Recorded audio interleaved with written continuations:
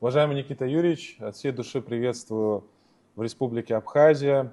Приезд руководителя столь прогрессивного вуза – это важное событие, в особенности для выпускников этого вуза. Вспоминаю всегда с огромным удовольствием тот период, который был в моей жизни и в жизни многих людей, которые окончили Высшую школу экономики. И мой коллега из Кабинета министров также учился в Высшей школе экономики.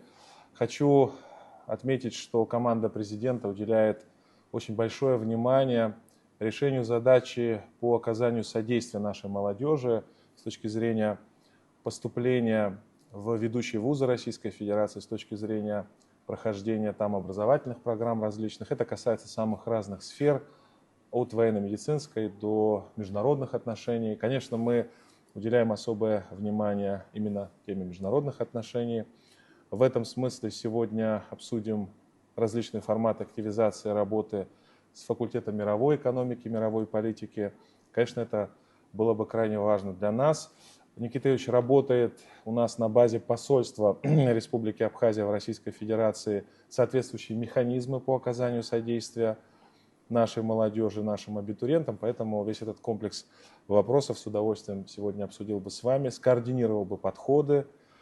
Хотел бы также с удовлетворением отметить, что в Высшей школе экономики был создан Абхазский клуб. Наши ребята активно общаются с вами. Хочу вам выразить огромную благодарность за эту поддержку.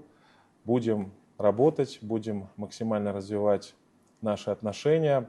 Еще раз приветствую вас в Республике Абхазия. В ближайшее время мы ждем и ректора МГИМО, господина Таркунова, поэтому общение с вами для нас это огромная польза, огромный опыт. Я надеюсь на то, что мы сможем все вместе оказать помощь и поддержку нашей молодежи. Спасибо большое за ваш визит и добро пожаловать в Республику Абхазия.